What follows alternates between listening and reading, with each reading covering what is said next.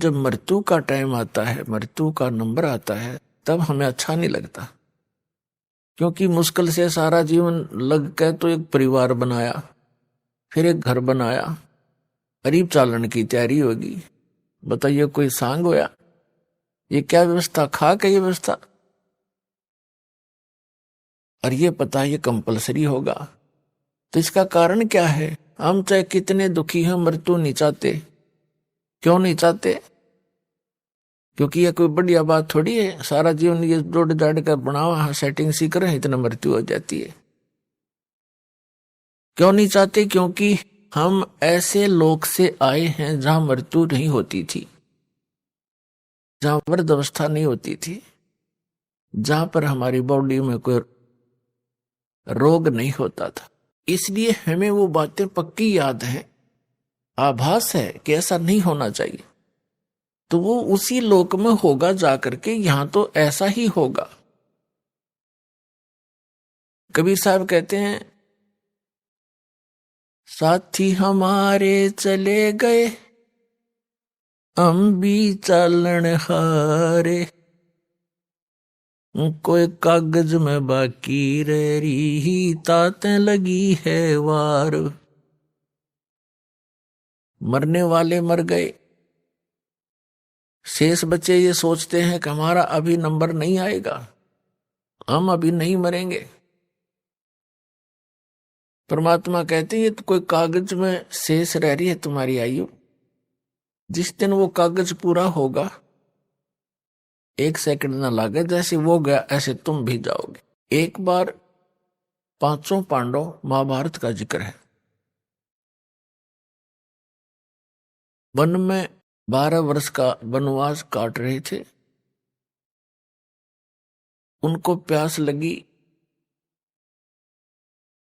तो उन 5 में से सबसे छोटे ने ऊपर चढ़कर वृक्ष पर इधर उधर देखा। उसको थोड़ी सी दूरी पर एक तालाब नजर आया। तालाब ही वहां पर जल स्रोत होते थे पीने, नहाने, धोने के उस समय में। तो नकुल सबसे पहले उस तालाब पर जल लेने के लिए पात्र लेकर गया। वहां आकाशवाणी हुई कि पहले मेरे प्रश्नों का उत्तर दे, फिर जल लेना। नकुल ने इधर उधर देखा, कोई दिखाई दिया नहीं। उसने जल भरना चाहा, वो वहीं पर मृत्यु को प्राप्त हो गया। कुछ देर इंतजार करके दूसरा गया। उसने देखा भाई तो मरा पड़ा है, प्यास से मर गया।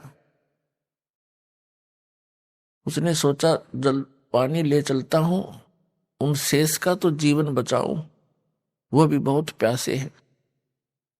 आकाशवाणी उसी प्रकार हुई कि पहले मेरे प्रश्नों का उत्तर दे, पीछे जल लेना। उसने भी अनदेखा करना चाहा, वो भी मृत्यु को प्राप्त हो गया। ऐसे ऐसे 4 मृत्यु को प्राप्त हो गए।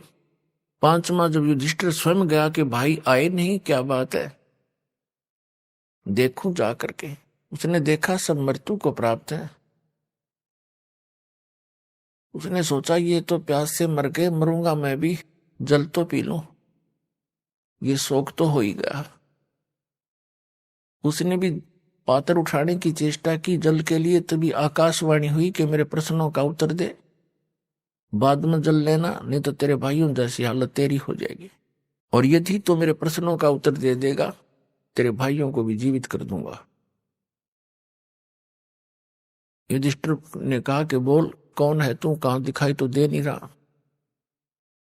तो उनमें से एक प्रश्न था कि इस संसार में सबसे बड़ा आश्चर्य क्या है। युधिष्ठिर ने उत्तर दिया कि सबसे बड़ा आश्चर्य है कि हम प्रतिदिन सबको मरते देखते हैं, लेकिन अपने मरने की चिंता कभी नहीं करते। तो कहने का भाव यह है पुण्यात्माओं, और मर जाओ सारे, पर आप जीवित रहे बस ठीक से। और वो भी तो यही सोच रहे थे, ठीक है फलाना मर गया कोई बात नहीं, उसको ये हो गया था, वो हो गया था, अटकलबाजी सी, और चलो। तो पुण्यात्माओं, परमात्मा यहां याद दिलाना चाहते हैं, जिस लोक में तुम रह रही हो लोक ठीक नहीं है। अभी तक आपके पास कोई विकल्प नहीं था, आपको पता भी नहीं था कि इसका कोई समाधान भी है। अब तो कति कंप्लीट कोर्स है और पूरा समाधान है और बहुत ही आसान है। ये सबसे आसान काम था और सबसे जटिल बना दिया इन अज्ञानी संतों, महंतों, आचार्यों और शंकराचार्यों, काजी और मुल्लाओं ने, सबके धर्म गुरुओं ने, तत्व ज्ञान से अपरिचित होने के कारण। कोई हट कर रहा है, एक पैर पर खड़ा होकर, कोई किसी प्रकार, कोई कुछ नाम जाप कर रहा है, कोई किसी प्रकार की क्रिया करके अपना मोक्ष मानता है। ये सबसे आसान काम है मोक्ष का, लेकिन हमें मार्ग मिला, सही दिशा ठीक मिल जाए। और अब दिशा ठीक मिल गई।